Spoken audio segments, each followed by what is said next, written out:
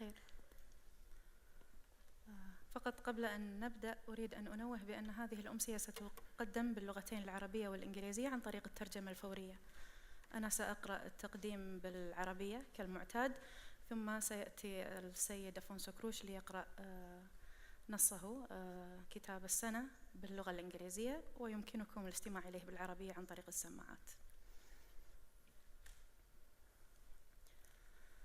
ليس في كل يوم ينتظم العالم في قصيدة، يقول والاس ستيفنسون، ولكننا نحاول في كل يوم أن نجعل من بعض القصائد عالماً، وعلى الرغم من كل جهود الردع فإن التراجع عن فعل ذلك ليس خياراً بشرياً بالمرة، يقول أفونسو كروش.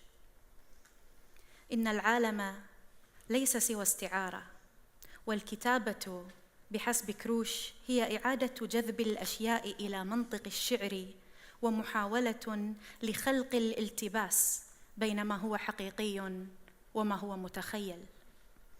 الشعر دائما هو بطل رواياته، ليس فقط بصفته التجلي الجمالي لفكرة ما، بل بصفته مشروع مقاومة لمادية العالم.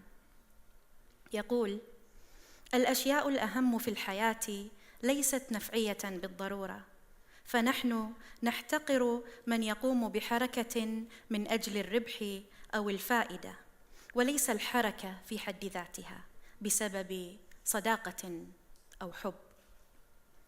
في رواياته التي اكتشفها القارئ العربي مؤخراً، هيا نشتري شاعراً، الرسام تحت المجلى، الكتب التي التهمت والدي، ودمية كوكوشكا، نجد أصداء جديدة لفكرة قديمة يعود إليها كروش في كل عمل من أعماله، بما يشبه العودة الأبدية إلى قطب مغناطيسي يهيمن على لغته وأدواته. فكرة واحدة في غاية البراءة تقول: الحياة بلا مخيلة ستكون جحيماً. يكتب كروش الشعر بصفته طفولة الوعي، إنه المكان الذي ينتظم فيه العالم في المعنى، وهو يفجر الشعر في الواقع لمجرد كسر منطقه السائد، فهو يكسر ساعة رملية لكي يتحرر الزمن.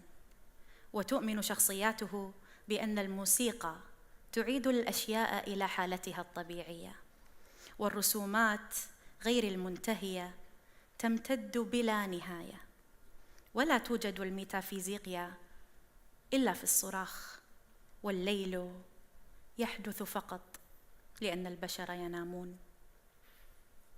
الخيال ليس هروباً من القبح ومن الرعب ومن المظالم الاجتماعية، يقول، وإنما هو بالضبط تصميم لبناء بديل، هندسة فرضية لمجتمع أكثر انسجاماً مع انتظاراتنا الإنسانية والأخلاقية.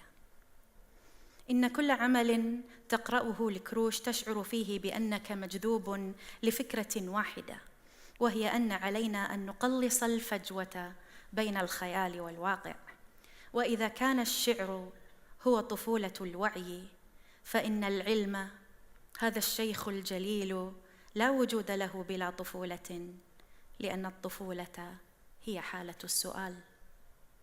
أفونسو كروش صوت من البرتغال، ولكنه من العالم كله أيضاً، بهموم نتشاركها جميعاً في الشرق والغرب، عن هواجس العولمة، تغييب الخصوصيات الثقافية، قمع الأقليات، رسملة الجمال، تحويل الأشياء إلى أرقام. في البرتغال وفي الكويت وفي كل مكان تقريباً على هذه الأرض نواجه الوحش الأسطوري نفسه، ونتصدى له كل يوم باللوحة والقصيدة والأغنية. ببالغ المحبة والاعتزاز وبكثير من الامتنان لإدارة مركز الشيخ جابر الأحمد الثقافي التي جعلت تنظيم هذه الاستضافة أمراً ممكناً. يسعدني وفريق تكوين أن أدعو الروائي والرسام والموسيقي أفونسو كروش ليقرأ علينا عمله كتاب السنة. Welcome to Kuwait, Mr. Kroush. Please come to stage.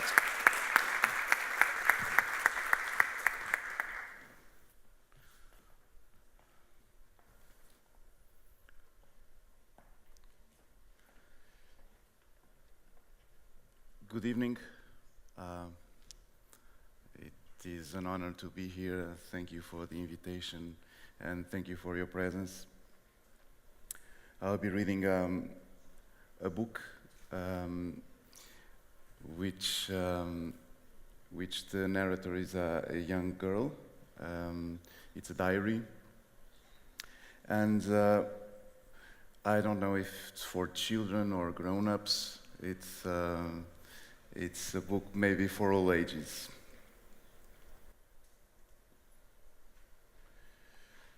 The title is Pan, a game of words in Portuguese. It's the year's book and the book of the year. It has both meanings. So you can read it as a book that crosses an whole year's book, or the best book of the year, the year's book.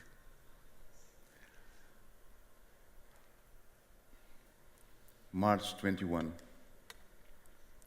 I stood by the window, watching the night, putting the birds to sleep. March 26. I invented a chirping machine with wings, feathers, and a beak. It looks a lot like a bird. March 30. How can small birds such swallows carry springs so enormous? My mom told me they are like ants. April 3. While I walked down the street, no one noticed the huge garden I carry on my head. When I went into my bedroom, I still had the garden with me. I laid it down in my diary, precisely in the sentence before this one. April the 7th. No, my brother said. Easter bunnies, not chocolate hens, lay chocolate eggs, obviously. April the 10th. Going to the circus, we realized bunnies are born from high-top hats, not from eggs. April 15. Trees feed themselves on light, my mother said. They must eat it all eagerly. By the end of the day, they've gulped it all down. Everything becomes dark.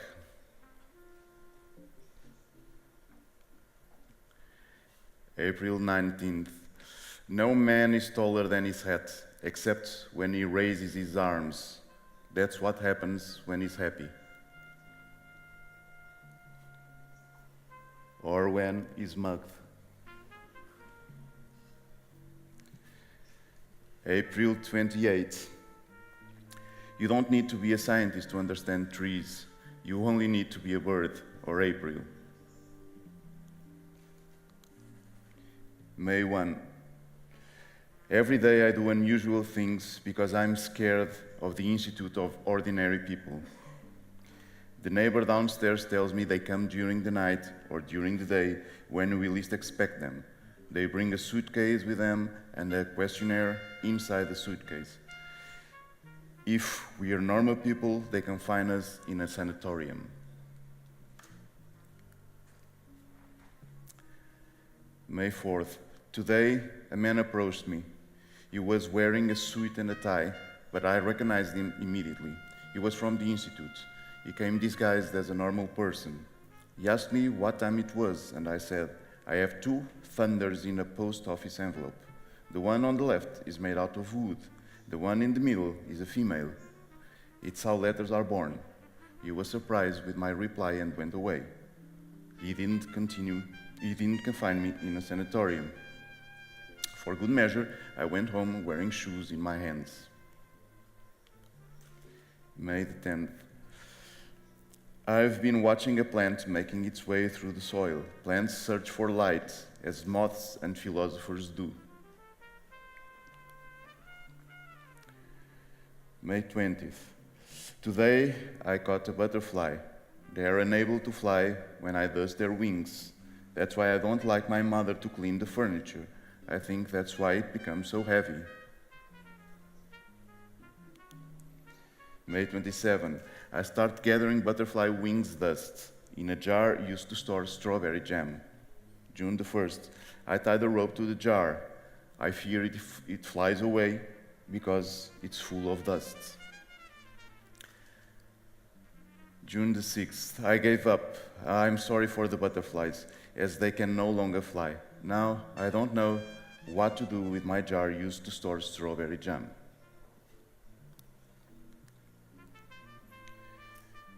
June 15. It rained today, so I decided to save some rain in a jar used to store strawberry jam and the butterfly's wings dust. I'll be using it in the autumn. I've been noticing the greatest difference between autumn and spring is this. In autumn, plants die, and they are born in spring. The only difference is the rain. Water in spring makes things grow. Water in autumn kills things. My brother says I'm crazy, but I know the problem must be in the water. Coming autumn, I'll prove my brother I'm right. I'll pour spring water in the soil. I'll pour spring in autumn. Summer. June 23. In the town square, there's a lady who survives on flowers. She picks them and sells them. It makes me so sad. They don't know how to run away. I feel sorry when I have to pull them out from their way of living, waving in the wind. Or maybe it's the opposite, waving the wind. June 25. Sometimes I spend some time waving in the wind, as flowers do. What would the employees from the Institute of Ordinary People think if they saw me? June 30. I like throwing words to pigeons, although they prefer breadcrumbs. July 2. As we have a heart, intestines, a pair of kidneys, a liver, the sea has fishes. We use combs. I don't. The sea uses ships.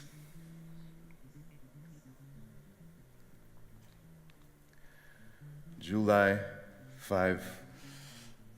I pity the stones always being so hard. Large stones like to appear in postcards. And small stones like to appear in shoes.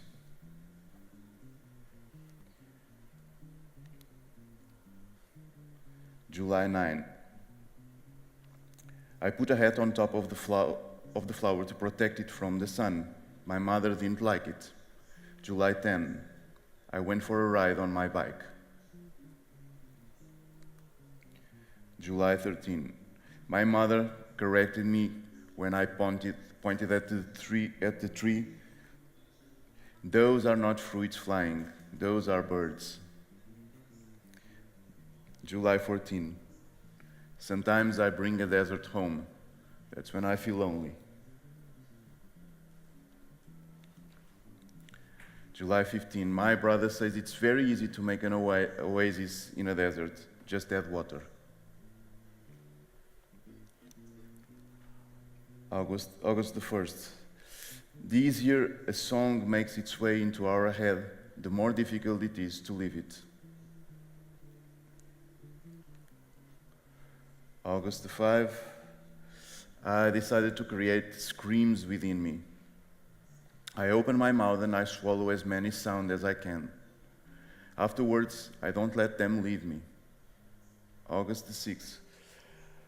I had screams closed for so long in my chest that when I released them, they were hunchbacks. August 12th. I went up to the mountains by the sea. Up there, I opened my mouth to release a long-forgotten scream. It didn't want to leave. I had to yell it. When they are held onto for too long, screams turn sour, like vegetables in the refrigerator. August 14. At the beach, the horizon is a straight line of sea. But if you see it from space, it is round. August 27. Every day I do strange things, like dancing with my tongue around words. Some words like it, others don't. We can choke on the meaning of words. They are like cherry seeds.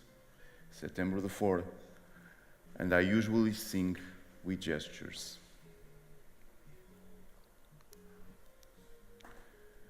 But nothing too abrupt, so as not to disturb our neighbors.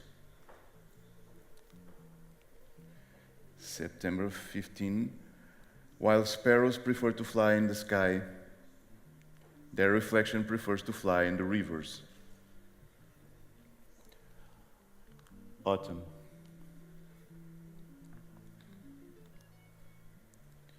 September 24. I woke up feverish and stayed in bed.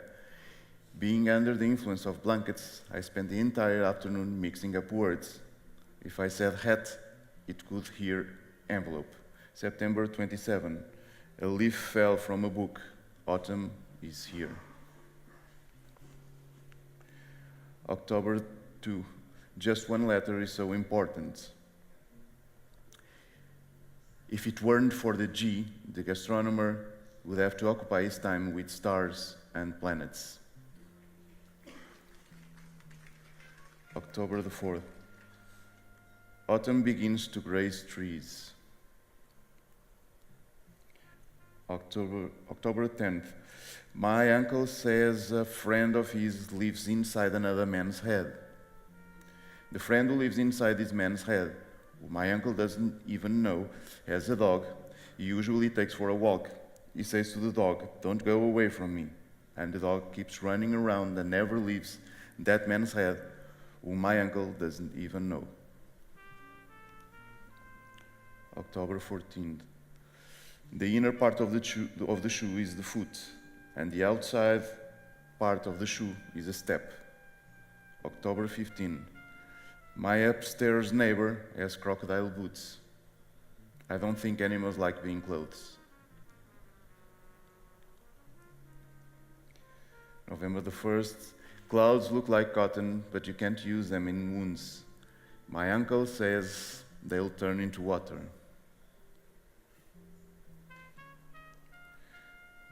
November 10th. The factory owner who lives in my street is very rich. He built a whole factory from a sock. It's been said he started with a sock and came to earn millions. Funny how such a large building made of concrete may have been born from a sock of cotton and polyester, 50%. November 14th. Underneath the umbrella, it feels a little less Novemberish. November 23. The rain must become very sad when it sees so many umbrellas. November 24. Some things can't be stored in jars, like kisses, and teeth yet to fall, and thoughts, and candlelight. November 25. Many years ago, my grandfather decided to plant a tree. As time went by, my grandfather's friend, the owner of the sock factory, became increasingly rich because he created things which could only be organized in drawers. Meanwhile, my grandfather's tree grew more and more, and the neighbor was getting richer and richer. Those fortunes are different, my grandfather said. Mine is made of something which can't be organized in drawers, like teeth yet to fall. It's made of shadow. And it takes many years to grow a shadow. December the 1st. My father ties words to each other in a very long string. He can cross the space between very high buildings, balance it in strings of words, and he can jump, and he can escape from prison. He calls his ropes books. December the 3rd. My grandfather says happiness is a terrible runner and it's easy to run away from it. What about sadness? I asked him. That one is an excellent runner, he said. December the 4th. I went on a walk with my father. He took a history book under his arm. Let's go back in time, he said. He opened it in the middle of the pyramids. Egyptians didn't walk sideways, he told me. The problem is that we can see them face to face. December the 13th. The best way to warm our body is with a fireplace, but the best way to warm the inside of our body is by reading.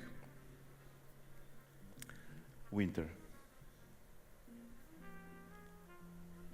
December 24.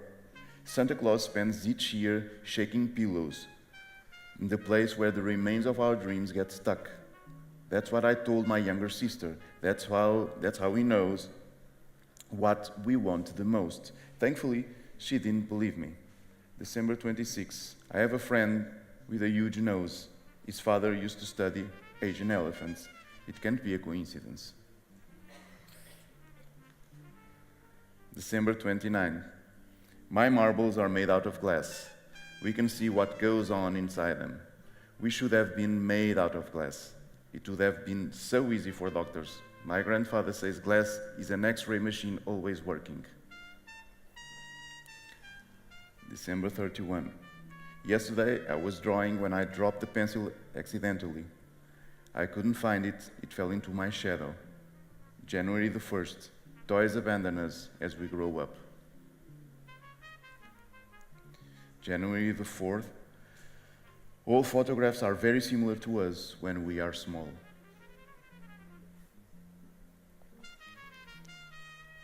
January the 9th. Ever since I realized animals enjoy listening stories, I started reading them by the window. A swallow appeared, and it's still winter.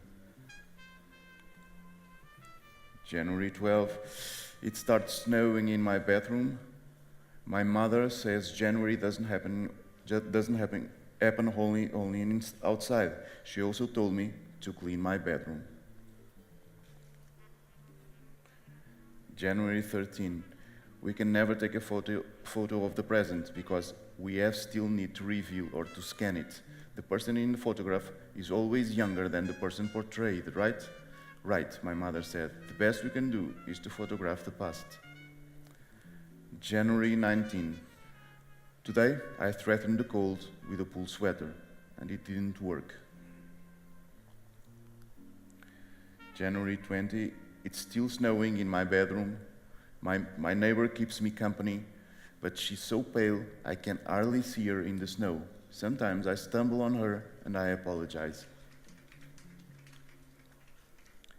January 21.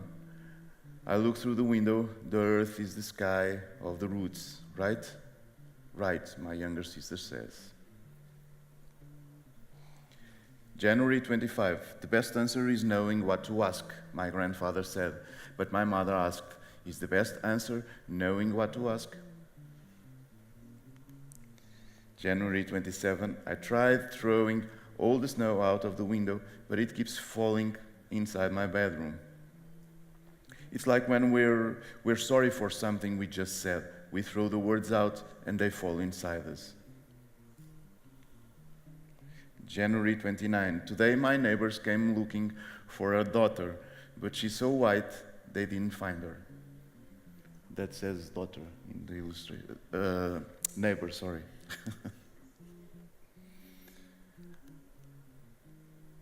January 31. It's hard to move, my grandfather says. I keep telling him to go on a walk with me, but he just stands there. He tells me young people are like images in mirrors. Old people are like images in photographs. February the 1st. The missing days. I have to invent the missing days. February the 2nd. My grandfather spends lots of time in the park. He says the problem with aging isn't forgetting things, but things forgetting us. February the 4th. It upsets me February will never see the 3rd. I decide to do it. I grab the piece of paper. It's not easy to make a day. There's the routine, breakfast with milk and toasts, then school. It's not easy to make a day, especially because there aren't any days where to store these days. When I think of days, I know they are made out of memories. I bought a journal. In this journal, I will write down the memories of the days which are not in the calendar. I already have a few memories, and I can perfectly recall the day I stumbled in the street below us and injured my knee with a wound which I can feel every single winter. I wrote it down. It happened on February the 13th. February the 7th. My grandfather has almost no hair. I have an invisible hairstyle, he says. February 14, my dad says February, it's the hardest month. It's when we have fewer days to meet deadlines. I feel sorry for this month. No one should be blamed for being born small. February 30. I stumbled in the street below us and I injured my knee with the wounds. I started writing this journal precisely on this day.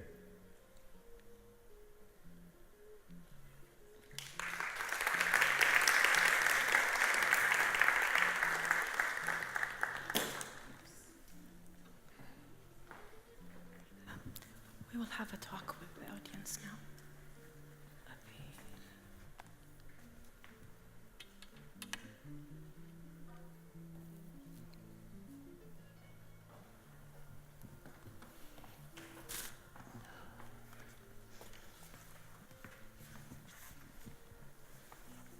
How are you?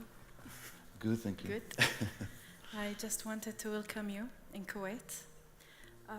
Thank you very much for accepting our invitation. It's our Thank you. privilege to have you here. You've been really popular. You have been popular in the past couple years after many of your books were translated in Arabic. And recently I heard you were in Tunis, right? Yes. I would like for you to share with us, how do you feel about visiting this side of the world? Well, I've never been to Kuwait. It's my first time, so I'm very happy to be here. I don't know many of the countries around Kuwait also, so it's a privilege for the first time to be here, especially because during more than a decade, my main, I would say job, but it wasn't my job because I didn't earn money with that, was traveling. I was working back then with animation movies, Yes. Which I didn't care much for. But every money I earned, I used to spend it traveling.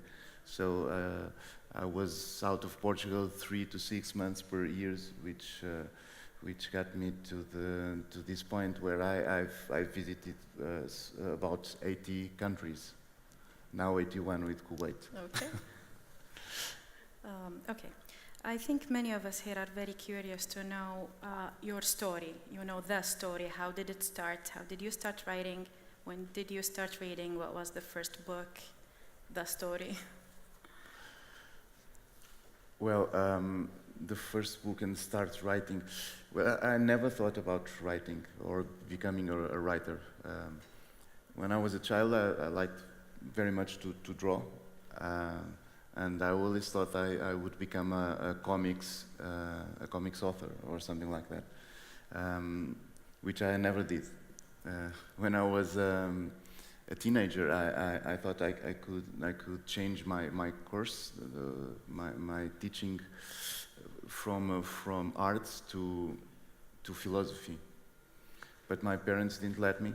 They said, when you're 18, if you want to go back, you can go back. And when I was 18, finally, I thought of it, but no, I wouldn't go back 3 years. I had this relationship with arts, which is sometimes good, sometimes bad. Nowadays, I'm peacefully with with the matter, but I'm peaceful with the matter. But there were in the past some issues. But as I told you, I worked in animation movies. Never did comics though.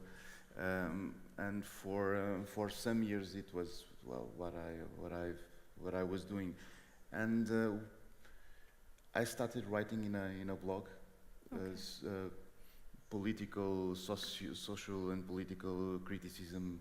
It was a very easy time for us to criticize because we had a lousy government, and so we almost had to quote them.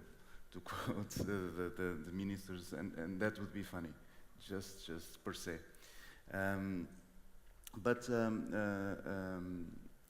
person in a advertisement agency thought my type of writing would fit the kind of work they did, and invited me to work in that advertisement agency as a copywriter. And that was the first time I was working with words, not with images. And then I had lots of time of free time, spare time, because usually in advertisement we work in seasons. Like in seasons. Sometimes no, with another person. Okay. Like group work, you mean? Yes, a co-worker. Someone deals with the image part, with everything that has to do with image, and the other one with words. And the thing is that usually it takes much more work for the artistic part, the artistic work, than to the copywriter, because sometimes advertisement is just a word. By this or by that, with a little wit, not just by this or by that, because people don't want to feel that they are being pushed to buy stuff. But it's just that sometimes in an hour you can have a sentence. But if you want to make a poster and outdoor, and then you have lots of work. And since we are working together, and I only do the writing part, I'm done. but I have to stay with him, with that person all the time, even if he has some kind of delay, has to work on weekends or whatever. I have to go there, even if I don't have anything to do. And what happened is that I started writing in my spare time when I wasn't doing anything. Fiction. I started writing. I started writing small texts in a private blog. I didn't show anybody except some friends who visited me once and never went back again, and I never bored them again. It stood like that way. And I was writing these small texts like they were facts. Everything was invented, it was like fiction. Like the yearbook? Like the yearbook, something like this, yes. Similar to it? But it was another concept. It's an encyclopedia, but yes. a fake encyclopedia. So I began writing those texts. After 6 months of working that advertisement agency, I thought, well, maybe I have enough text, or this text might be a book, might become a book. And so I sent it to a publishing house, and I was lucky. They liked it, and it was published. I think 1 year later. I'm still writing that encyclopedia. It was my first work as a writer, and it still is, and I hope I'll never give up. It's something that doesn't sell as the other books, because it's an encyclopedia. But it's an entertainment encyclopedia with aphorisms, with poems, with short essays, everything. And the only thing is that all the references are invented, the quotations are inventions. The books, the bibliography, it's invented. For instance, I like poetry a lot. I write poetry, but I don't have the courage. And you write about poetry also in and your I write novels. about poetry. But I don't have the courage to publish poetry because I don't have the critical distance I feel that I need to appreciate my own work.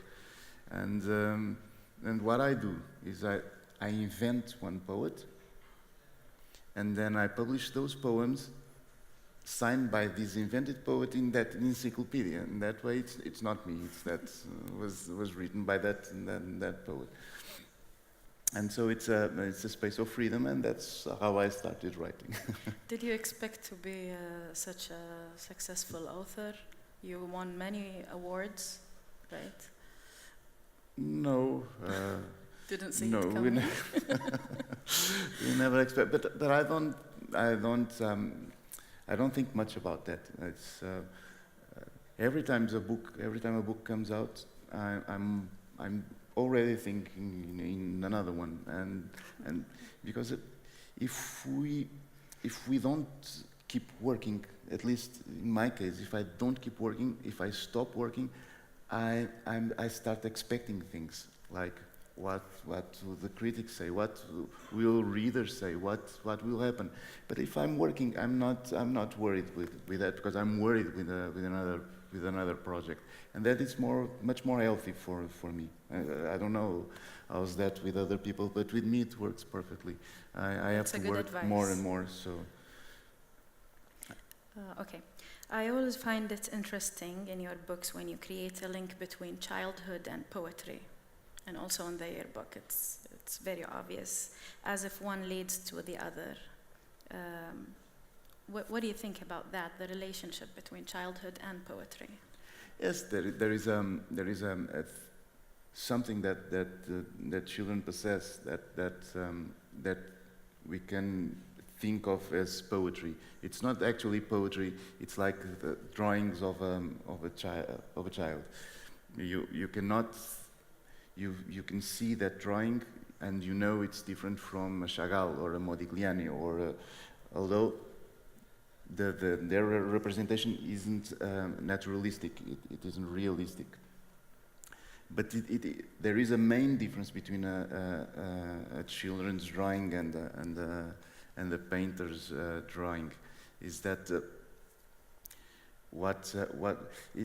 Picasso resumed this very, very well. He said that it took me years to paint like Raphael, the Renaissance painter, and it took me a lifetime to paint like a child.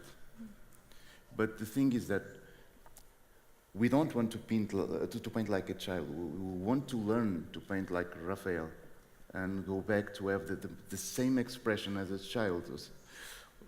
That means that we're not at the same point when we return. It's like a spiral. We are in a superposition, and that is very important. It's to have that thing, that look that a child possesses, that way of seeing the world for the first time, and with surprise, but knowing a lot of things in between, making that journey. That journey, yes. And so, yes, it's something is very important. But if you don't do that journey, you're not an artist. You're just childish. You're just a grown-up that is childish, and that is not what you aim for. Interesting. Okay. When reading a book of yours, I always feel like everything is a metaphor. Not just the characters or the words or the worlds that you are creating in the book, but also the world outside. Did you mean that? Yes. I do believe that metaphors are another sense. Like we have 5 classical senses, and we have a metaphorical one, like a poetic one also. Because if you think about it, your senses only work if you pay attention. If you're not paying attention to your senses, they don't work. If you're not For instance, now I might tell, well, you're not feeling your body. Now you are, because I made you pay attention to your body, but usually you are not. And sometimes you're in the street, you're walking, you didn't listen anything. It's lots of noise around you, and you don't listen to anything because you're thinking about something else. So senses only work when you pay attention. So you could say that the main sense that is an umbrella for them all is attention. You have to have attention for things, Yes. for them to be alive, to be apprehended. But there is a deeper sense for things, for the attention, which is the poetic attention. Yes. That's when it's not only notice things, but notice things with emotion. Like, I hate this thing, or I love this thing. And that's when you look at a chair, and you say, this chair has something that touches me. I don't know why. But you're not just looking at it, noticing it, you are noticing it with a deeper dimension, which is very important for poetry. For instance, a kiss is not a news for a newspaper. But for a poet, it can be a matter for his work. It could be something he can work on. So these little details are born with the poetry attention, and the smallest of things, and even the most important things, like a look from our children or something like that. It becomes much more important because we look at it with that poetic attention. And the metaphoric attention, or the metaphoric use of... I'm curious, did you get this special relationship with poetry and metaphors working in the agency? No. No, my work at the agency lasted just 6 months, so Okay. It was a very, very, very fast... And metaphors, they can do something that is very magical. It's unifying things that are not touched physically, like an harmony, for instance. When you play in a piano, there is one note here, one note there, and you play the two, and then the two got together. They are not touching each other, but they play together in harmony. You identify that harmony. And metaphors is a little bit like that. You identify that this thing that is happening here, it's the same thing that is happening in another, apparently in another completely or different way, only in appearance, but its essence, it's Yes. exactly the same. And what you are discovering, it's the essence of things, where the bone of things are, and then you unite them a little bit like if you have a map and things are really distant one from the other. But if you fold the map, you can unite those places that are really far apart. And metaphors do that in our lives. I like, for physics, wormholes. It's like bending the Yes. space-time and traveling through them. Yeah, that's awesome. Amazing. Sure, the audience have many questions for you. أحد عنده سؤال تقدرون تسألون بالعربي بالإنجليزي.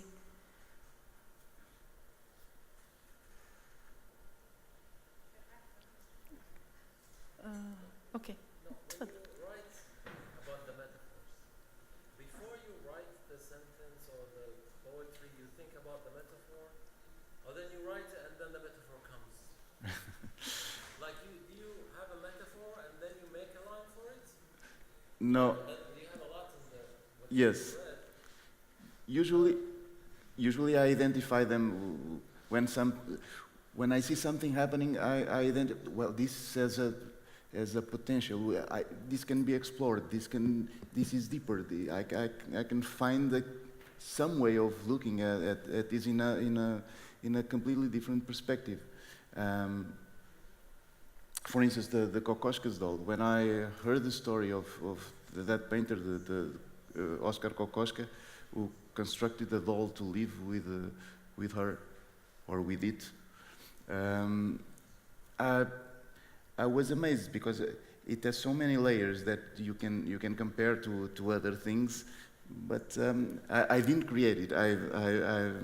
I listened or I read about it, and then it sounds to me like it can be used in so many other ways, like a key, a master key that you can open many doors, and some things have this amazing potential is that they can be used in many different ways, and I don't know how this what's the mechanism for this to happen, because I know there are people who doesn't care or doesn't like or doesn't notice them. In Portugal, the greatest writer of the 20th century, Fernando Pessoa, had a heteronym, a kind of invented persona that said, things are what they are and not more than what they are, and I don't want to know about metaphysics. I don't want to know anything deeper than things as the way they are. I want to see the fish-selling woman as a woman and not the fish selling, you know?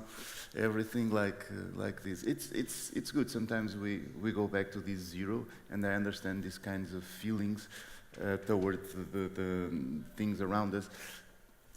But we are readers, so we interpret. We are always interpreting, and not only persons. For instance, when I live in the countryside, when I go out, if a chicken looks at me, she's evaluating if I'm going to put her in the kitchen in a pan, or if I'm going to feed her. She's always reading, trying to understand what is this person doing here. He's not seeing me only as a man. He's seeing me as something more, or trying to find something more besides that man. Bruno Schulz also was a Polish writer. He has an incredible idea about these superficial things. He said that imagine a demiurgic kind of world and where things are only a scenery. There is nothing behind that. When you turn your head, there's nothing behind your again, because it's not needed. If it's not noticed, it's not needed. And it's a little bit like thinking without metaphors. You play on this idea a lot in your books, like when you say the night only happens because people sleep. Oh yes. So that's the root. Yes. It's coming from there. I think we have another question here, right?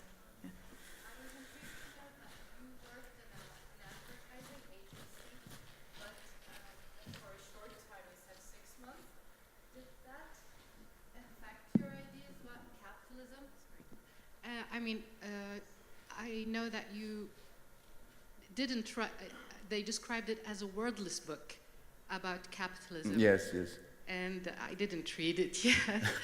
I'm so intrigued. And also there was a mention about the difference between a man who established a sock factory, the difference between a man who planted a tree. So did that affect your ideas about capitalism? No, I was pretty aware of of the existence of capitalism before I worked in an advertisement agency. And the problem with I actually just wrote an essay about the insatiability of the human being, which well, I'm not talking about the essay, but it has to do with we never stop to wanting more, because we really need reserves. We need when we were nomadic, for instance, we couldn't have those reserves. We couldn't carry them. So we could not carry a bank, we could not carry a prison, we could not carry anything, almost anything. And so we could not accumulate things. What happened when we became sedentary is that since we are not walking, we are not looking for food in other places. And if you're not looking for food in other places, when the food is out, when it's winter, for instance, and we don't have food, we have to have reserves of food. That started with our own fat. We accumulate fat for that, for instance, to become energy later. And then society was built this way. And there's very good things and very bad things, like almost everything. And so what happened is that we are always talking about growth. All governments talks about growth. We have to grow. The problem is that the earth is finite, I think. And you cannot grow endlessly. It's there is a limit for growing, and the problem is that you're not thinking about prosperity. You're thinking about growing. You think you should think about prosperity and not growing. You don't need more things. You need to live better. And what happens with capitalism is sometimes we invert the priorities. My only problem with capitalism is that inversion, because the best things in life, the things you cherish most in life, the things you value most in life, doesn't have anything to do with money. And if they have, you don't want that. For instance, what would you think of a friend if you knew that someone is paying a salary to be your friend? That is not a friend. You want the money out of the question, because friendship is too important to be linked to with money. That doesn't mean that, for instance, I could marry a woman and she's rich. I married out of love. Then I became rich. But that's the question of priorities. If I married because I love her and became rich as a consequence, it's okay. If I married her because she's rich and didn't love her, that's a little bit wrong, I think. And so that's the problem with the priorities. If we don't love our children because we earn money with that, or we have an advantage with that, we love them because we love them, and that's it. And so it might give us money, because everything can give us money, like writing. I would write if I didn't receive anything with my books. But I do. It's good. It's good to have that. But I don't write to receive money. That's not my ambition. It's not to become rich. If it was, I should be a banker, not a writer. And so the only thing about it's the priority. Capital, it's a book without, I wrote a book called Capital. It's a book without words. It's only illustrated. It has a narrative, but a narrative just with images. And it's a story of a kid and a piggy bank, and they grow together. He and the piggy bank. And the piggy bank is really growing, and we start dealing with those priorities, which is important, really important in our lives. Society, friends, love, children, everything. And compared to the piggy bank, who's more important. And well, it's a book you can read because it doesn't have words. I think we only have 2 minutes. So, okay, Mr. Talib al-Rifai. Hi, welcome to Kuwait. You know, you live in isolated countryside. So do you enjoy living to work, or you enjoy working to live? I didn't understand the question.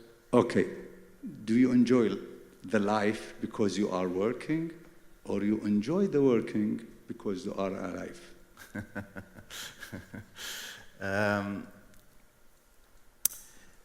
It's a tricky question.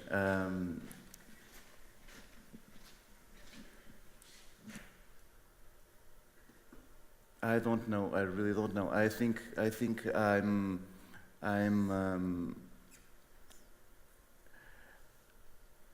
I think work for me is a necessity. I work because I need to work.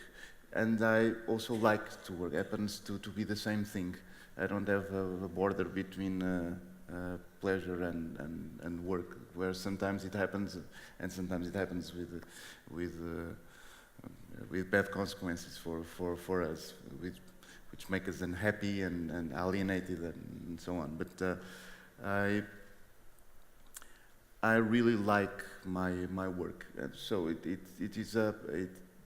is like a the way I satisfy this urge of I don't know what, because I really don't know what it is. I like to write as I like to draw. It's like recording things. I think we all like eternity, or think about it, or last. It's not a way to last as Not as after it reading is. Saramago, no, I don't think so. But it's like when you go to a park and you crave your name on a tree. I guess it's the same feeling, a way of leaving a mark. And sometimes wounds are also important. We remember wounds a lot. The pain that we suffered, the deaths we endured, and so all those things. I had a character in one novel that is a limp person that Yes. is a limp. Yes. Because he loved another person. He lost a friend, and the friend, when he died, Yeah. his head His head. touched his foot, and he was never able to step again without feeling pain, and so he became limp. Yeah. And the thing is that there's another character that one day that wishes that someone could limp for him, could be. Could suffer for, because that's what it is. We never forget because we suffer. We are wounded. We never forget someone or some love or some idea, even because we are wounded by it. We are touched lots of times in a violent way. And I guess writing, it's always a process like that. And some writers say that. Oh, I suffer a lot when I'm writing because it's too hard. No, Do you? I know there are people who suffer a lot because their work is very hard, not mine, and I can't compare. So it comes naturally. No. Good. But one thing is, it's for sure, it's that I don't suffer that way. I suffer in another way. That is, every time I write, I try to do my best.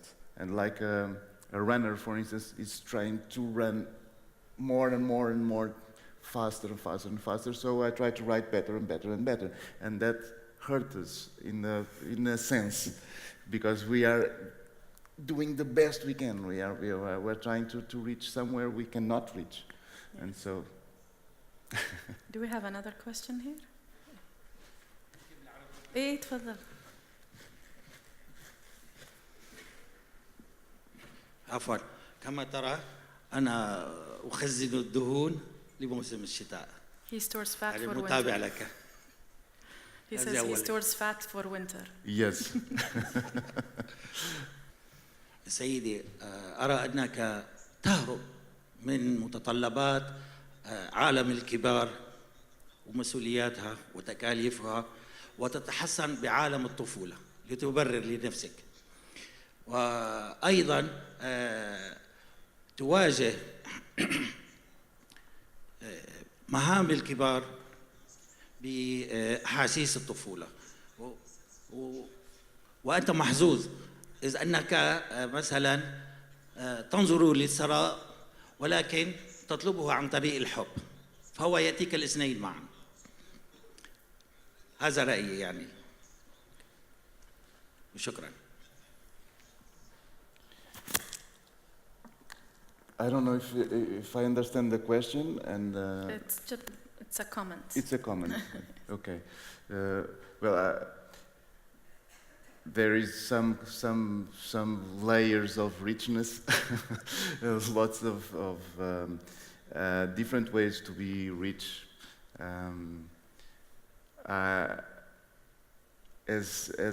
Regarding my banking account, not so much because I'm a writer, and only if you are J.K. Rowling or something, then you can be rich.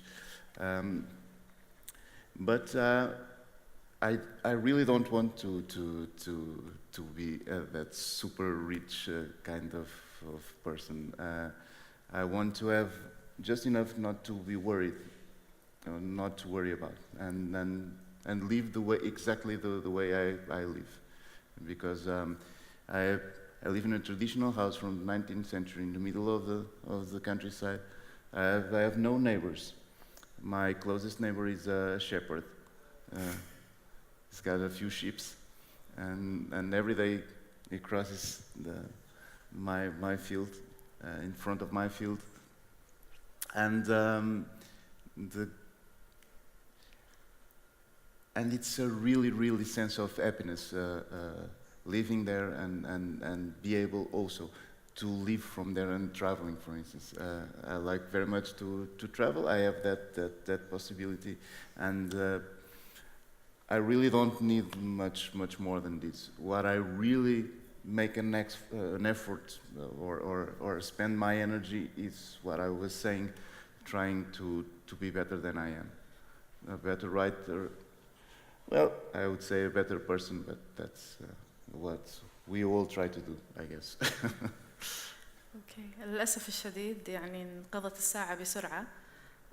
شكرا لكم على حضور الأمسية. Thank you very much, Mr. Krush. It's been a privilege having you here, and welcome to Kuwait again. Thank you.